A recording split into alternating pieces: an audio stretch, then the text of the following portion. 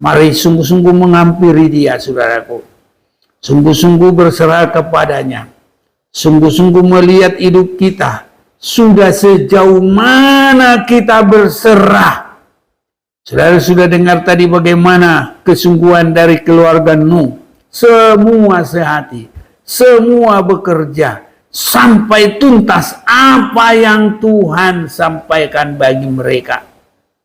Bagi kita, saudaraku, kalau kita hanya tetap anak-anak rohani, itu sudah jelas-jelas diserahkan kepada antikris dan mengalami semua macam penghukuman.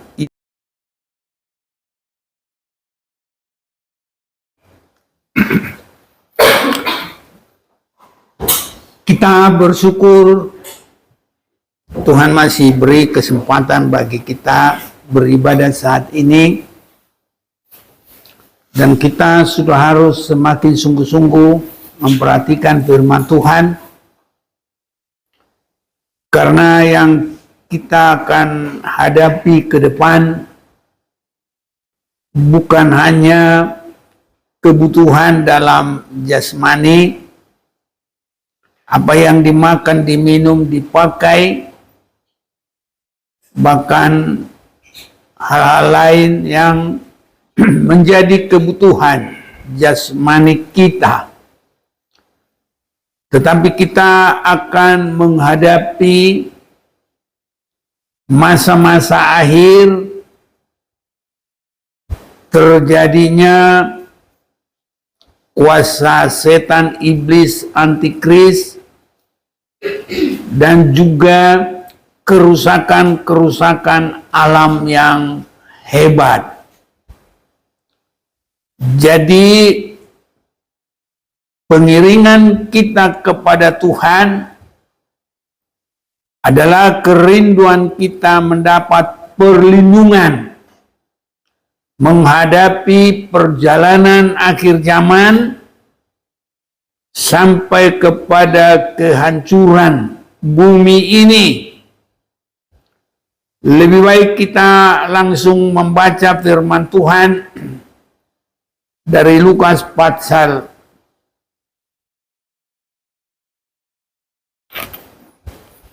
21.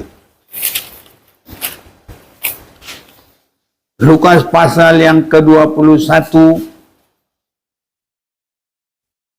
ayat 25, 26. Kedatangan anak manusia, perumpamaan tentang pohon ara. Dan akan ada tanda-tanda pada matahari dan bulan dan bintang-bintang.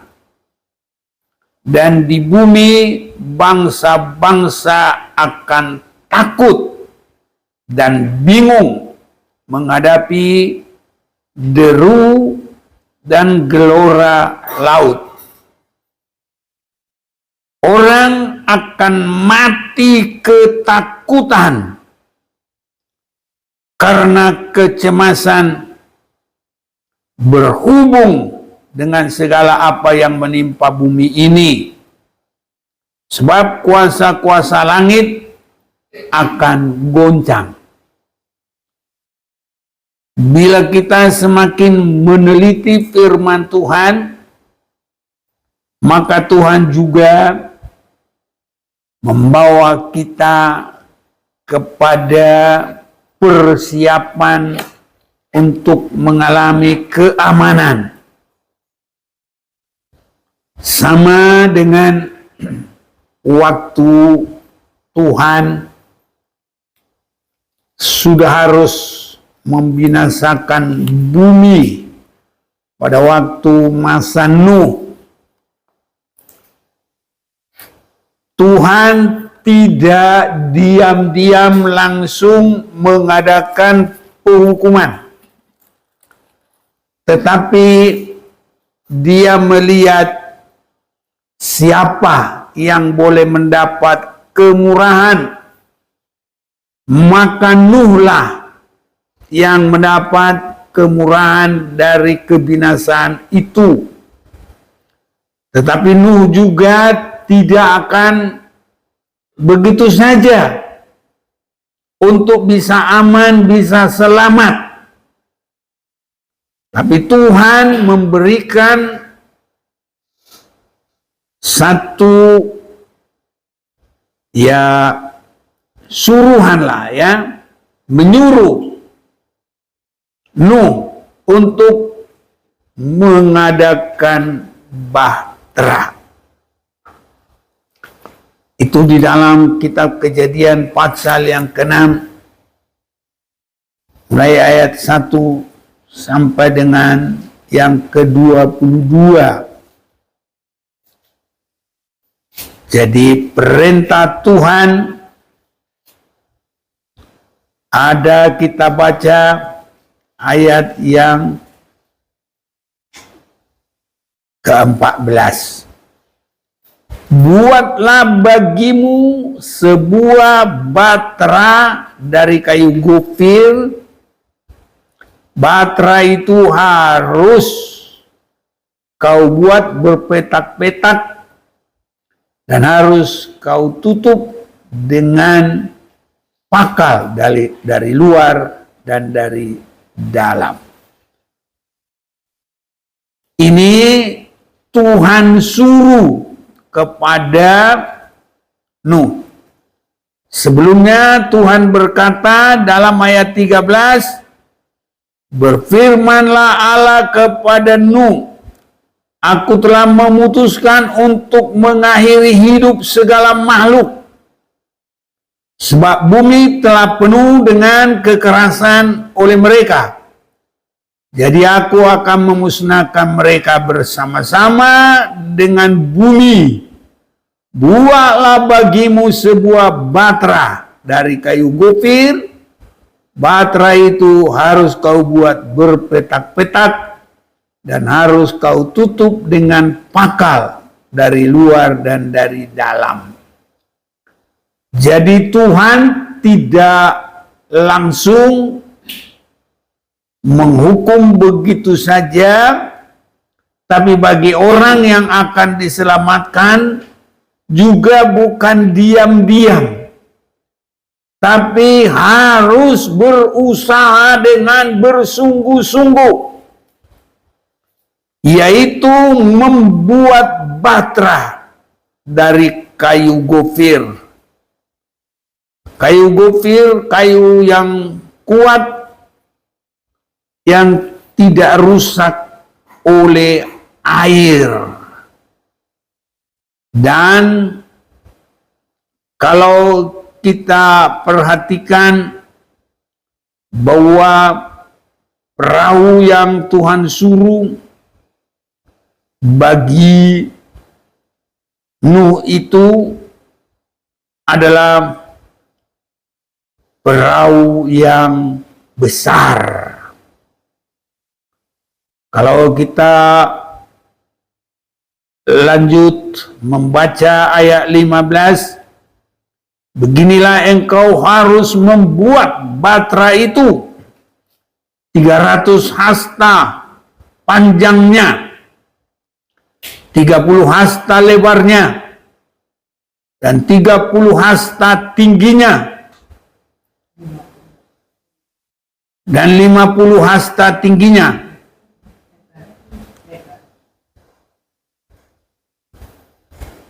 Lima 50 hasta lebarnya dan 30 hasta tingginya. Buatlah atap pada bahtera itu dan selesaikanlah bahtera itu sampai sehasta. Bahtera itu sampai sehasta dari atas, dan pasanglah pintunya pada lambungnya. Buatlah bahtera itu bertingkat bawah, tengah, dan atas. 3 tingkat, saudara-saudaraku. Dan kalau kita lihat 300 hasta dekat dengan 150 meter. Ya, 50 hasta lebarnya hasta panjangnya 50 hasta lebarnya, itu sekitar sudah dekat dengan 25. Dan 30 hasta tingginya, itu sekitar 15, hampir 15. Jadi tinggi, saudara-saudaraku.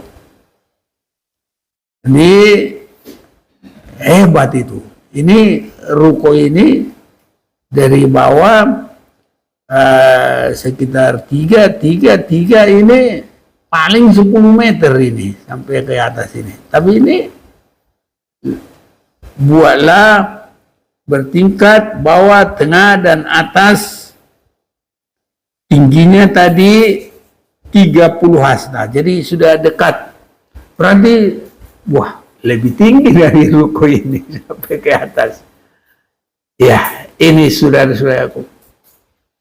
Apa yang saya akan sampaikan di sini adalah menunjukkan bahwa Nuh itu dengan peralatan yang saat itu belum canggih seperti sekarang. Dia harus membuat perahu yang sebegitu besar.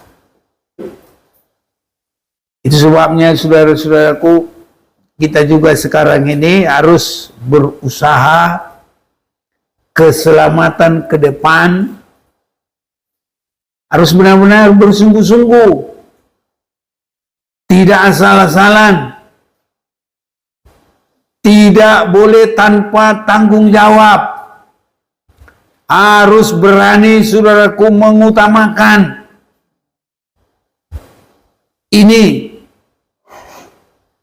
Kalau kita boleh membayangkan itu, betapa pekerjaan begitu besar dengan peralatan yang sangat sederhana. Saya rasa pada saat itu paku juga belum ada. Bagaimana caranya mungkin untuk mengebor supaya dimasukkan kayu yang keras sebagai paku. Ada kalanya dulu mengambil bambu yang paling keras.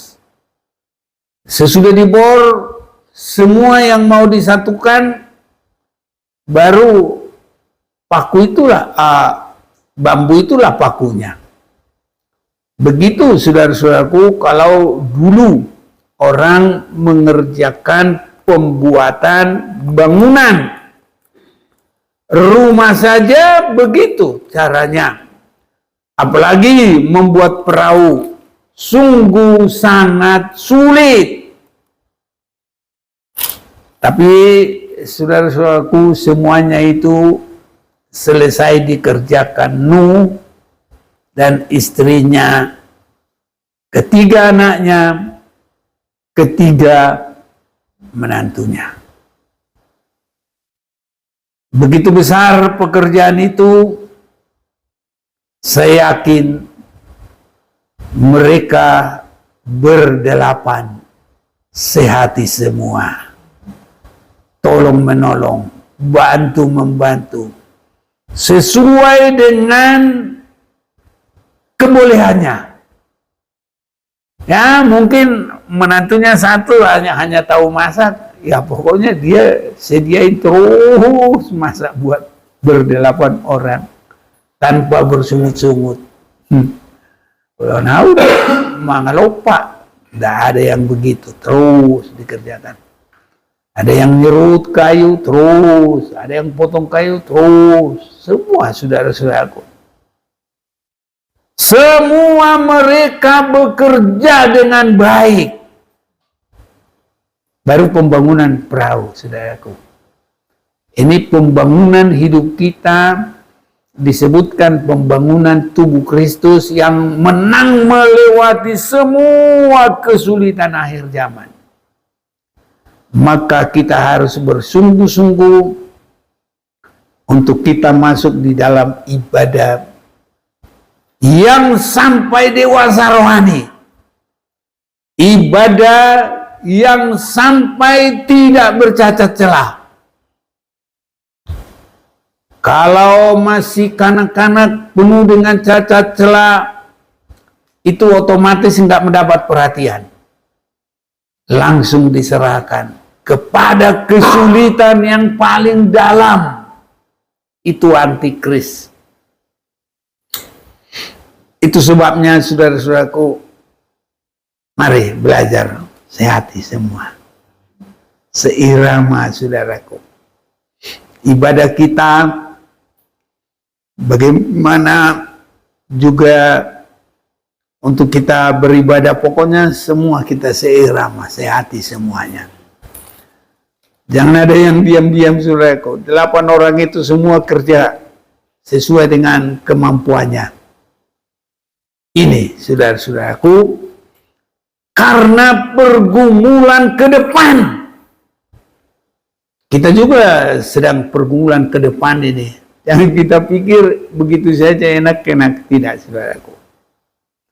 Pergumulan ke depan. Kalau saya boleh perhatikan bagaimana Ukraina dengan Rusia, wah langsung hancur-hancuran saudara-saudaraku. Mereka dengan senjata yang mutakhir. Nanti juga ada senjata-senjata yang khusus hanya menyiksa manusia. Ini saudaraku, ya. Jangan kita pikir di Alkitab nggak ada. Semua sudah diterangkan di Alkitab. Makanya harus disampaikan semuanya dan kita harus bersungguh-sungguh. Dalam kitab Wahyu saya mau ajak kita membaca saudara-saudara yang kasih pasal yang ke-8 ke-9 mulai 1 sangkakala yang kelima. Lalu malaikat yang kelima melihat meniup sangkakala, dan aku melihat sebuah bintang yang jatuh dari langit ke atas bumi, dan kepadanya diberikan anak kunci lubang jurang maut. Maka dibukanyalah pintu lubang jurang maut itu, lalu naiklah asap dari lubang itu bagaikan asap tanur besar, dan matahari dan sang angkasa menjadi gelap oleh asap lubang itu. Jadi ini ada berkenaan dengan matahari yang kita sudah baca tadi. Dan dari asap itu berkeluaranlah belalang-belalang ke atas bumi, dan kepada mereka diberikan kuasa sama seperti kuasa kalajengking di bumi. Dan kepada mereka dipesankan supaya mereka jangan merusakkan rumput-rumput di bumi atau tumbuh-tumbuhan ataupun pohon-pohon, melainkan hanya manusia yang tidak memakai meterai Allah di dahinya. Jadi ini saudara-saudaraku bagaikan kalajengking. Itu hampir sama dengan tank-tank sekarang yang ke muka, ke belakang bisa menyusahkan manusia dengan senjata-senjata mutakhir, senjata kimia. Bisa saja begitu saudara-saudaraku, ya. Dan mereka diperkenankan bukan untuk membunuh manusia. Ini ayat 5. Melainkan hanya untuk menyiksa mereka 5 bulan lamanya.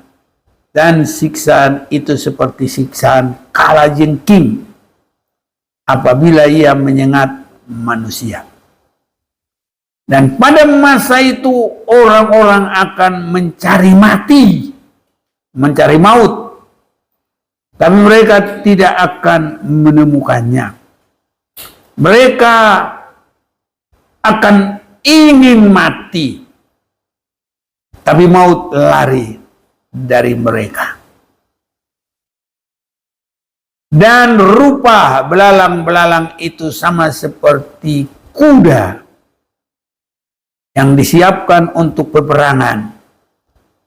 Dan di atas kepala mereka ada sesuatu yang menyerupai mahkota emas. Dan muka mereka sama seperti muka manusia.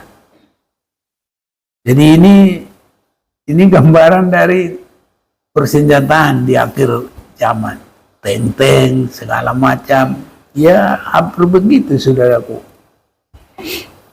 Ada yang dirancang. Mungkin ilmuwan belum melihat ini, tapi kita bisa melihat dari Alkitab. Jadi senjata yang dirancang untuk hanya menyiksa manusia. Sangat sakit. Sehingga karena sakitnya mereka ingin mati. Mereka minta mati. Tapi kalau mereka tidak bersungguh-sungguh sampai ada tanda yang dari Tuhan di dahi mereka, nggak ada jalan keluar. Itu sebabnya saudara-saudaraku, kesempatan bagi kita sekarang tidak ada yang lain, harus bersungguh-sungguh.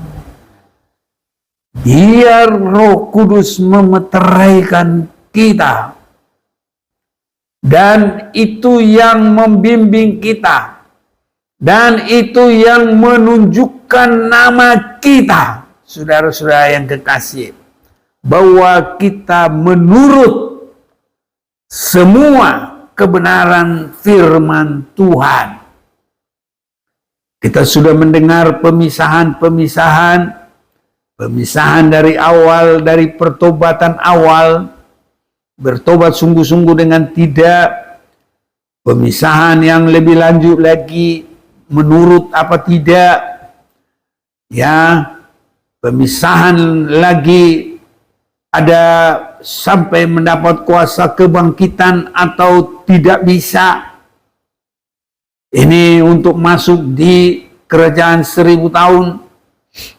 Orang yang tidak matinya dalam Tuhan, tidak ada kuasa kebangkitan. Hanya orang yang benar dan orang yang dikasihi Tuhan itu kematiannya sekalipun berharga. Karena dia hanya diistirahatkan untuk dia bangkit menyongsong Tuhan nanti dan masuk dalam pesta nikah anak domba Allah. Jadi saudara-saudaraku yang kekasih, bahwa jawaban dari seluruh kesulitan yang akan datang ini, kesulitan ini banyak sekali, saudara-saudaraku. Dari pembukaan meterai, dari ya juga peniupan sangkakala dan pencurahan bokor. Jadi banyak sekali. Dan semua hukuman ini akan diterima oleh orang-orang yang tidak bersungguh-sungguh sampai dia tidak, jadi hanya orang yang sampai mendapat tanda baru bisa selamat. Kalau dia belum ada tanda keselamatan yang dari Tuhan, ya diakui oleh Tuhan, seperti Nuh, dia selesai mengerjakan dengan tidak kekurangan apapun, dikoreksi oleh Allah, baru dibiarkan, saudara-saudaraku, hukuman boleh terjadi tapi mereka sudah aman. Kalau saya perhatikan, ada juga hubungan ini dengan masa Nuh, Karena tadi kita lihat ayat 5, dan mereka diperkenankan bukan untuk membunuh manusia, melainkan hanya untuk menyiksa mereka 5 bulan lamanya, dan siksaan itu seperti siksaan kalajengking apabila ia menyengat manusia. Di dalam tanggalan orang Yahudi tidak ada tanggal 31. Semua hanya tanggal 30. Berarti kalau setahun hanya 360 hari. Dan kalau 5 bulan berarti hanya 150 hari. Di dalam kitab Kejadian, air yang membinasakan itu tidak akan surut sebelum 150 hari. Ini saudara-saudaraku. Jadi kita ini nih, Tuhan beritahu kita ini harus bersungguh-sungguh ini. Ini bukan bikin-bikin saudara-saudaraku. Baik, kita mau baca dalam pasal yang ke-7.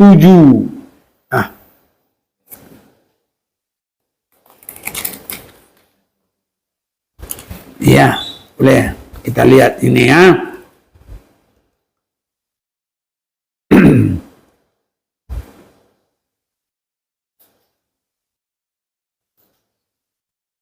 Ayat berapa? 24 ya.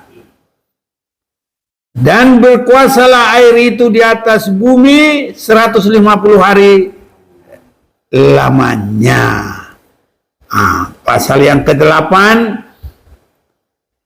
ayat 3, dan makin surutlah air itu dari muka bumi, demikianlah berkurang air itu sesudah 150 hari. Jadi 150 hari itu harus dirasakan.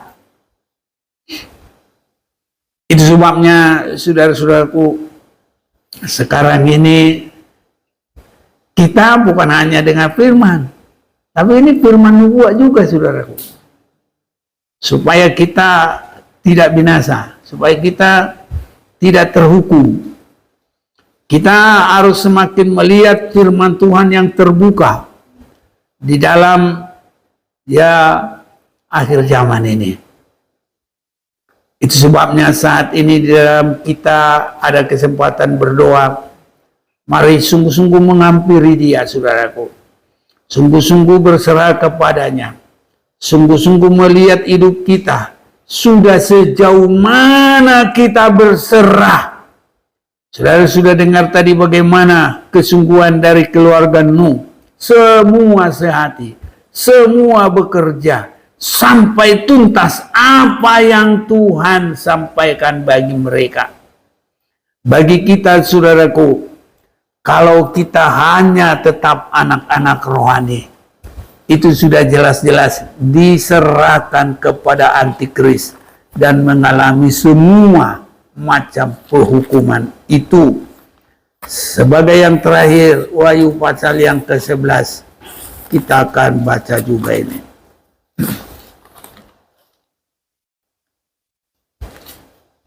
Ayat yang pertama, kemudian diberikanlah kepadaku sebatang bulu seperti tongkat pengukur, rupanya dengan kata-kata yang berikut: bangunlah dan ukurlah bait suci Allah dan mezbah, dan mereka akan